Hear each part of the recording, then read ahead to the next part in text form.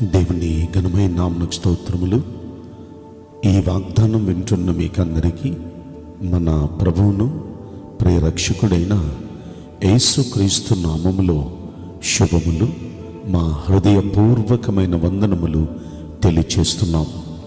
ఈరోజు దేవుని వాగ్దానం ఇర్మియా గ్రంథం 30వ అధ్యాయము 11వ వచనం. యెహోవా వాక్కు ఇదే, నిన్ను రక్షించుటకు నేను నీకు తోడై ఉన్నాను. ఈ మంచి వాగ్దానం వింటున్న మనందరి వెనుకడిలో మన మంచి దేవుడు నెరవేర్చునుగాక. ఆమేన్. ప్రియ దైవ జనాంగమా, ఈరోజు నా దేవుడు మనకిస్తున్న శ్రేష్టమైన వాగ్దానం చూడండి. మన దేవుడైన యెహోవా ఆయన సెలవిస్తున్న మాట చూడండి. మనల్ని రక్షించటానికంట మన దేవుడు మనకు తోడుగా ఉన్నాడంట. నిజంగా మన దేవుడు మనకు తోడుగా ఉండే దేవుడు. ఈ లోకానికి ఆయన యేసుక్రీస్తుగా వచ్చే ముందు 750 సంవత్సరాల క్రితం యెషయా అనే భక్తుని ద్వారా దేవుడు ప్రవచనమెత్తి మాట్లాడిస్తూ అతనితో అంటున్నాడు, ఇదిగో మీకు ఒక సూచన చూపుతున్నాడు. ఆ సూచన ఏంటంటే, కన్యక గర్భవతి కుమారుని కనును, అతనికి ఇమ్మానుయేల్ అను పేరు పెట్టబడును అని మాట. అంటే కన్యక గర్భాన రాబోతున్నారు, ఆయనకి ఇమ్మానుయేల్ అని పేరు పెట్టబోతున్నారు. దాని అర్థం భాషాంతరమున దేవుడు మనకు తోడు అని అర్థం. నిజంగా తోడుగా ఉండటానికి రాబోతున్నాడు అనే మాట చెప్పారు. నిజంగా అలా వచ్చి ఆయన తోడుగా ఉన్నారు. ఎంతవరకు ఆయన తోడుగా ఉన్నారు? శిష్యులతో ఆయన తోడుగా ఉండి 3.5 సంవత్సరాలు. ఇక ఆయన పరలోకానికి వెళ్ళిపోతూ మత్తయి శుభవార్త 28వ అధ్యాయంలో 20వ వచనంలో ఆయన అంటారు, ఇదిగో నేను యుగ సమాప్తి వరకు సదాకాలము మీతో కూడా ఉన్నాను. యుగం సమాప్తమైపోయే వరకు మనతో కూడా ఉండే దేవుడు ఆయన. ఆయన ఎప్పుడు మనల్ని చేయి విడిచిపెట్టరు, ఎప్పుడు మనకు దూరంగా ఉండరు, ఎప్పుడు మనకు తోడుగా ఉండే దేవుడు ఆయన. యెషయా గ్రంథంలో 43వ అధ్యాయంలో 2వ వచనంలో ఆయన మాట్లాడుతూ అంటారు, నీవు జలములలో పడి దాటినప్పుడు నేను నీకు తోడై ఉన్నాను. నదులలో పడి వెళ్ళినప్పుడు అవి నీ మీద పొర్లిపారవు.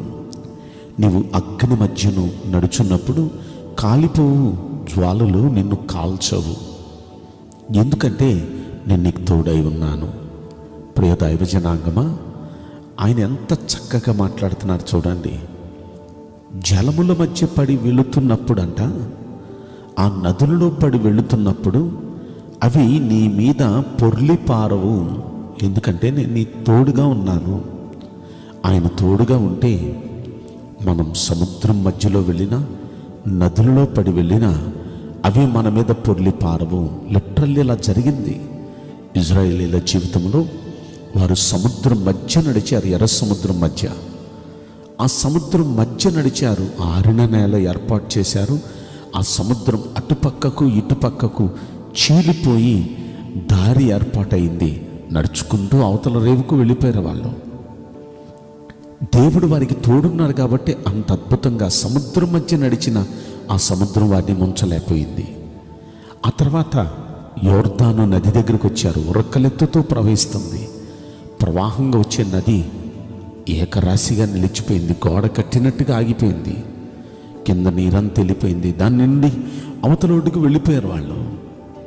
నిజంగా నేల మీద నడిచినట్టు సముద్రంలో నడిచారు, నదుల్లో నడిచారు. అయినా అది వారిని ముంచలేకపోయింది. కారణం, వారికి తోడుగా ఉన్న దేవుడు గొప్ప దేవుడు.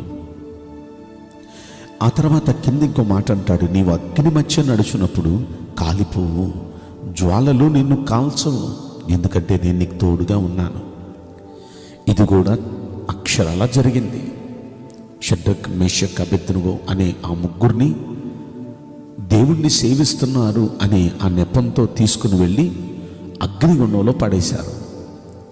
అగ్నిగుండంలో పడేయటానికి వెళ్ళిన 6 ఆ సెగకు అక్కడే పడి చచ్చిపోయారు. కానీ అగ్నిగుండంలో పడిన వారు అక్కడ పాడుతూ స్తుతిస్తున్నారు. అగ్నిగుండంలో కూడా వారికి ఏమీ కాలేదు. ఎందుకంటే వారి దేవుడు, మనం సేవిస్తున్న దేవుడు, ఆయన అగ్నిగుండంలోనికి వారి కోసం దిగి వచ్చాడు. వారి మధ్య ఆయన ఉన్నాడు. ప్రియ దైవ జనాంగమా, ఆ అగ్నిగుండం కూడా వారిని ఏమీ చేయలేకపోయింది. అగ్ని వాసన కూడా వారికి రాలేదు. ఈ మాటలు వింటున్న ప్రతి ఒక్క బిడ్డకు ప్రభు పేరట నేను తెలియపరిచే మాట, మన దేవుడు మనకు తోడున్నాడు. మన దేవుడు మనకు తోడున్నాడు. ఎందుకు తోడున్నాడంటే ఈరోజు మన వాగ్దానం మనల్ని రక్షించడానికే మనకు తోడున్నాడు. అగ్ని మధ్య వెళ్ళినా మనల్ని రక్షించడానికి వచ్చేస్తాడు ఆయన. నదులలో పడి, సముద్రంలో పడి వెళుతున్నా మనల్ని రక్షించడానికి వచ్చేస్తాడు ఆయన. ఎందుకంటే ఆయన పేరు ఎమ్మాన్యుయేల్, మనకు తోడుగా ఉండే దేవుడు ఆయన. నిజంగా ఈ వాగ్దానం వింటున్న మీరు ఒకవేళ ఈ అగ్ని లాంటి సమస్యల గుండా వెళుతున్నారా? ఈ అగ్ని లాంటి శోధనల గుండా వెళుతున్నారా? అయితే మీరు ఒంటరి కాదు, మీకు ఆయన తోడుగా ఉన్నారు. అది మిమ్మల్ని ఏమీ కాల్చలేదు, ఆ జలాలు మిమ్మల్ని ముంచలేవు. ఎందుకంటే మనకు తోడుగా ఉన్న దేవుడు జీవం గల దేవుడు. అగ్ని మంటను చల్లార్చగలడు. అలాగే ఈ జలరాశులన్నీ ఏకరాశిగా నిలిపివేసేయగలడు ఆయన. నిజంగా మన దేవునికి అసాధ్యమైంది ఏముందండి? ఆయన మనతో కూడా ఉన్నారు. ధైర్యం తెచ్చుకోండి. ఇప్పుడు ఈ కష్టాల్లో, ఆర్థిక ఇబ్బందుల్లో, కుటుంబ సమస్యలలో, అనారోగ్యంలో రకరకాలుగా కృంగిపోయి కలవరపడుతున్నారేమో. ఈ రోజున మనల్ని రక్షించడానికి మన దేవుడు మనకు తోడుగా ఉన్నారు కనుక ధైర్యం వహించండి.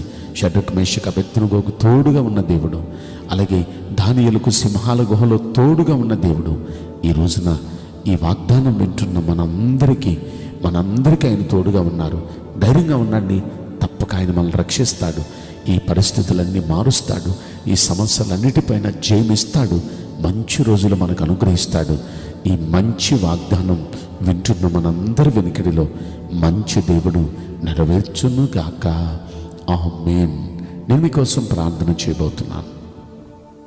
పరిశుద్ధుడా, ప్రేమగల యేసురాజా, మీ పరిశుద్ధ బంగారు పవిత్రమైన నామమునకు నిండు మనసుతో కోట్ల కొలదిగా స్తుతులు, స్తోత్రములు, వందనాలు చెల్లిస్తున్నాం. ఈ వాగ్దానం వింటున్న ప్రియుల జీవితంలో దయచేసి ఈ వాగ్దానం నెరవేర్చండి అయ్యా. మిమ్మల్ని విడిపించటానికి, రక్షించటానికి నేను మీకు తోడై ఉన్నాను అని వాగ్దానం చేశారు. నిశ్చయంగా మీరు తోడుగా ఉంటే మాకు విడుదల వస్తుంది. మీరు తోడుగా ఉంటే మాకు రక్షణ వస్తుంది.